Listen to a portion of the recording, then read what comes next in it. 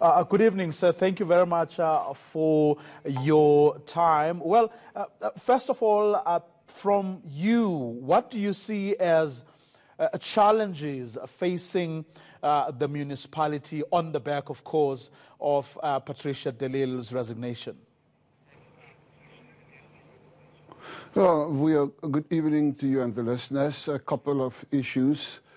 Challenges-wise, the fact for me is, first and foremost, to restore unity in the DA caucus of the city of Cape Town, and I think we are well underway of getting that right.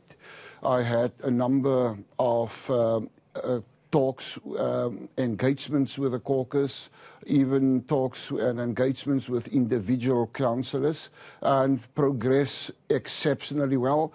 And I am confident that in due course that all of the issues in the City of Cape Town DA caucus will be resolved. That will allow us and enable us then to focus on our core business, and that is service delivery. What makes you think that caucus, or why do you believe that that caucus is disunited? What would be the cause? What would have been the cause of that?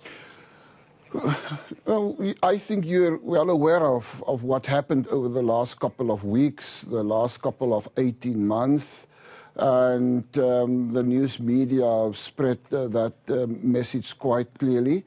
But at the end of the day, as I've said earlier, that disunity is not good for the future of the caucus in the city of Cape Town, and I avail a lot of time over the last couple of 2 to 3 weeks to deal with that particular issue, and that is an undertaking I've made to the DA leadership. That is what will happen, and that is why I'm confident that we are at the far-reaching stage with regard to restoring the unity, so that there's enough trust from the citizen side in the caucus. But your party keeps denying that, saying, no, it's dealing with corruption, and it's a few individuals who are affected by the cleanup campaign, and that's all it is. So there is no disunity from where the Democratic Alliance leadership sits.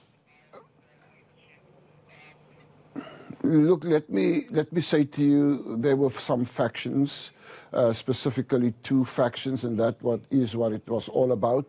And the 2 factions were at loggerheads, and at the end of the day, it wasn't good for business, and that is why we have to step in and to deal with that specific issue, as I've said, and that is why I'm so confident that we're dealing with the issue in a very appropriate manner.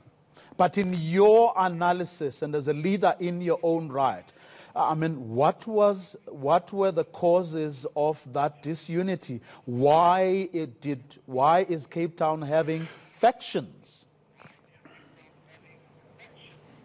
Look, let me say first and foremost, looking at the Bowman's report, looking at the contents of the report, that give rise to some of the issues, some of the differences in the caucus, and at the end of the day, the city council are busy dealing with the contents of the report, the party dealing with the contents of the report, and all of the issues stemming from the contents of that report. And I am confident that where the report is going, looking at the charges laid, looking at the steps taken by the party, that we are busy dealing with that issues appropriately. And I think that is what the citizens of the city require from us to do. And it is exactly what the caucus are doing, what the city council are doing, and what the Democratic Alliance leadership are doing.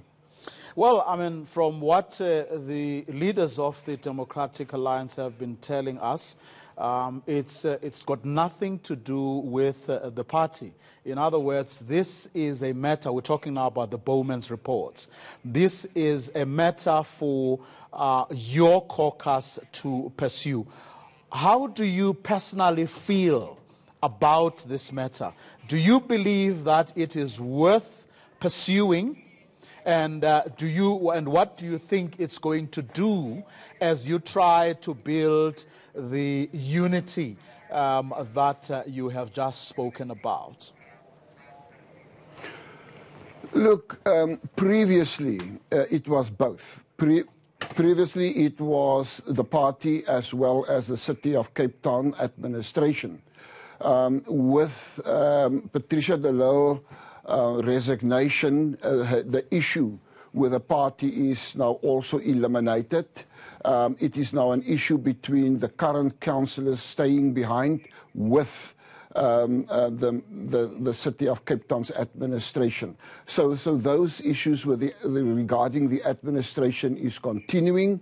But at the end of the day, the public is well aware of the issues, and it is not good for me entering the City of Cape Town and try to give a kind of an idea that nothing happened, there were no problems, no issues. I think it's better for us to admit what happened previously, what were the real issues, specifically as identified in the report, and to use that as a basis to say, let us put the past behind us, let us now moving forward as a united front. That is my approach. That is what I've said to the caucus this morning. That is exactly what I've said to journalists this morning. And I am glad to say that that message to the caucus gel exceptionally well. The City of Cape Town must continue with what they need to continue, but with regard to the caucus itself, I can safely say we are 95+% there with regard to unification in the caucus, and that is a good basis for us to say we can now focus on our core business, and that is to provide the necessary services to the citizens of the city. Well, if your colleagues who have just left both the council and the party are to be believed, the Bowman's reports, which you say you are still going to pursue because that's what the people of Cape Town want you to do, they say that is in fact a smokescreen, because the leadership of the Democratic Alliance and those who agree with it are refusing to confront the core problems of the Democratic Alliance in the city. And those problems have a lot to do with racism, and those problems have a lot to do with a refusal to integrate the people of Cape Town. I think the Democratic Alliance's point of view in this regard is very, very clear. We're a non-racial political party. We're an inclusive party, well-diverse party of all racial groups in South Africa. It is just a pity that when trouble starts in your party, that people grab at the easy way out, and in many, many cases not with regard to the Democratic Alliance alone. I've seen that with other companies, other businesses as well. It is the easiest thing to go and grasp at things like racism and use racism as a scapegoat. Fact so of they are the lying. matter is, my understanding